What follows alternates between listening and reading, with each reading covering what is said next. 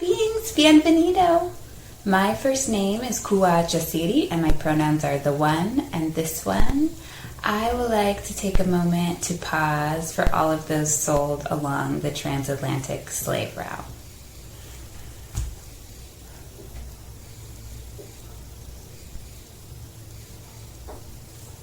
May this video honor their memories. So, I want to go in on Lose Your Mother, A Journey Along the Atlantic Slave Route by Saidiya Hartman. So, this book was recommended to me probably a few years ago. I was at Four Winds, an Indigenous Turtle Island initiative, and one of the people there was like, I was saying my journey, I want to travel back along the slave trade route to my ancestral home of Ghana, and they ran away and came back with this book. So I was like, oh. And then how I decide of all books is the contents. And chapter 1 is Afro-Topia. I love all things utopia, all things Afro, and was like, mix them together. So I was planning on reading this book at some point. I think I got it at the beginning of the coronavirus, because I needed something to do. And this is a lovely, potent, lyrical book that I definitely recommend to any and everyone.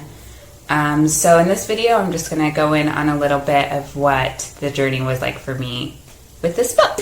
So I thought I'd start with elements of my journey that differ from Saidiya's or are the same. So one thing is ancestry.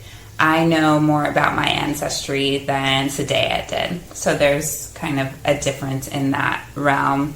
I'm way more spiritual than Saidiya. I feel like she didn't really have a spiritual practice that she brought to Ghana with her when she was doing her studies, I think her master program.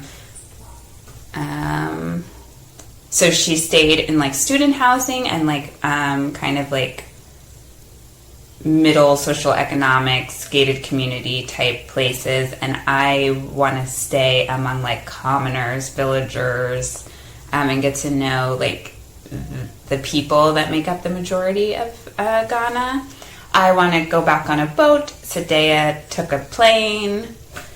We were both miseducated by the American school system about the Pan-African language, Kiswahili. It is not that. Saidiya is in, that name is in Kiswahili. My first name, Kuwa Jasiri, is in Kiswahili. So we definitely both had like, I want to have, that Pan-African experience of language, which is not a thing. She in the book seems very lonely, so that gave me the affirmed idea of like return with like-minded people so that you can just have people to support you, be social with. So I think that's like the frame of how I'm returning and how she returned, and the premise of kind of how she returns, and then that's like in the book. She is going back to excavate the wound of slavery to learn about it. I'm kind of going back as more like a remedy. I believe that culture cures, so I'm like, I need that. So aspects of the book that I want to bring forward. A huge piece of the book that resonated with me is like how you return. the aspects of returning as a gentrifier. She doesn't really go in on that in the book, but there was a paragraph about it, and it sparked so much in me that I wrote an essay from slave to colonizer. There'll be a link below for that if you want to read more about that, and just the aspects of returning in like a colonial mentality. And also the idea of returning as like a rich tourist versus like a sibling or a kin to like the African community and the African people. Okay, so there's just different parts of the book that I'm just gonna pull out from. And kind of just that disconnect from like continental Africans knowing about those of the African diaspora living on Turtle Island and returning, and vice versa. Truly, the majority of us both live in a poverty. It's different, $7.25 versus like less than $1 a day. But it's still like poverty in the societies we live in. I would say, the Africans in the diaspora on the continent, we all live in a struggle. We are all hoping for abolition, working towards abolition, decolonialness, and needing that. But then, I guess colonialization still has like a rift between us, because there is like a privilege in returning, a privilege in being able to like explore slavery or having like capacity to like tend our wounds. So that's something else that the book explores a little bit, and I love that. I think part of that too is like the continental Africans owning their position in slavery. I think especially in Ghana is like a huge thing, because Ghana started as a place where they bought slaves and then started selling them, which is different than other places that like only sold them or started by selling them. So slaves were working in the Ghanaian gold mines. So just being able to own your position in it all. Something else that kind of stood out to me is just how familiar all the stories felt, like deep in me, in my like bones and stuff. It just was really like, wow, I know this story, even if I haven't like actually witnessed it in this lifetime. I can like feel it pulsing through me, which was fascinating and difficult and lovely. Just to feel that connection. I think too, assimilation came up a lot for me, just like how the world can like become okay with slavery was just really intense for me to witness through this book. A part of that assimilation, or just like the creating of a slave economy, is that there was like a slave ship captain school. I'm just like icky saying it, but just like training these European men to steer those ships and bring those people into slavery, and what that constituted, and just what kind of person you have to be to want that job. I think about the return in general with like the tourism. There's a lot of like West African tourism to get those of the diaspora to like come back and experience what's left of like the buildings and the castles and the forts and the slave trade and the shackles, and paying money to witness that. A lot of it's free, but some of it does cost money, or you have a tour guide that you pay that shows you free stuff. So that was really interesting, and how West Africa is kind of like rebranding those of the African diaspora as siblings and kin, and not just like tourists who want to do that. There's also a quote in here that like those of the diaspora come back, they cry, we do all this emotional labor for them, but then they don't leave their money, or they don't like invest in bringing up the country of Africa. And so that's something just in me. I'm like, how can I like serve the people better? Saidiya, they went to this very rural, impoverished place that used to be one of the center hubs. I think it's the Laga of the slave trade in Ghana. And she flat out was like, we were making them promises that we never intended to keep.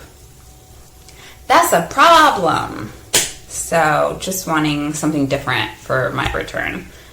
I do love some of the language used in the book, plantation economy, noticing that the community status of Africa was like winners or losers. It wasn't really like an economic status at that point. You know, anyone could be sold into slavery and become a loser. Anyone could capture a slave and get some wealth. So, the commercial hunting of Afro skins. Love is the language of colonization. Just like they come in with like, how can we help you? What can we do for you? We want to learn from you. Inevitably to exploit you. But predatory accumulation and the notion that enslaved people did not reproduce, they were replaced. That really like tugs at my heart. Just how much cruelty is in all of this. And something else I learned through this book is the forgetting ceremonies. So like the Europeans had a lot of magic that they brought. We say it as like evil magic or harmful magic, but they brought this magic and were doing forgetting ceremonies on the slaves for them to forget their families, their land, their culture, and then like be reborn in like this colonial mindset as like family to their imprisoners. So that was really intense. And then also like I have broken that spell because I remember. And so that's really pretty, especially in my magical practice, to be like how important spirituality and magic is, because they literally used spirituality and magic to rip me away from everything that or not me personally, but the slaves from everything that they know. So I just want you to know that magic and spirituality is so important in us getting back to our inherent greatness.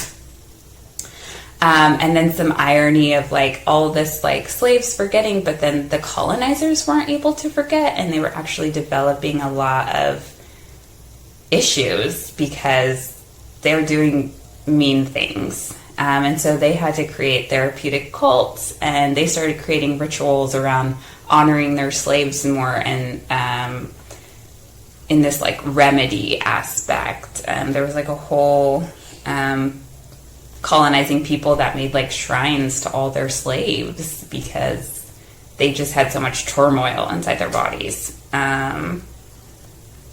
Yeah, so thinking about that, thinking about like the descendants of colonizers, like you need to remember that's part of your journey. So that is a whole lot of things. I'm like going through the list. So I think something else that was really intense that I had never like conceptualized until I read this book is that dichotomy between the Europeans and the colonial African royals, because the colonial African royals are getting rich off of cowrie shells. That's like what African commoners call blood money. The cowrie shells were sold in exchange for like a slave body.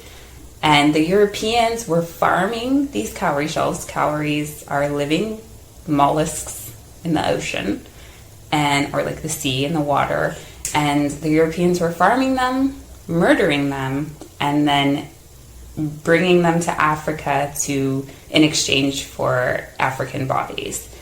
While the continental Africans are getting rich off of cowrie shells, thinking that the value systems between Europeans and African royals are the same, but the Europeans all the while had no value off of cowrie shells other than we can get bodies for them. And so when a European was buying a slave, they used a cowrie shell. When they were selling a body, they got gold. And so just that difference. And then, so, you know, Europeans are, or Europe was really exploitive. And so the continental Africans are building all of this wealth off of cowrie shells in exchange for brown bodies. And then the Europeans come in at kind of more of like the decline of the slave trade. They do what they did on Turtle Island to the indigenous people. They outlaw all of their like native practices in Africa and devalue the cowrie shell, making like gold, silver, and whatever else, like the top tier of money. And so therefore, you know, you have the slaves and like the lower people without money or cowrie shells, but then the African royals themselves no longer have wealth, and Europe comes in and like colonizes Africa. Just that whole thing just makes me feel some kind of way.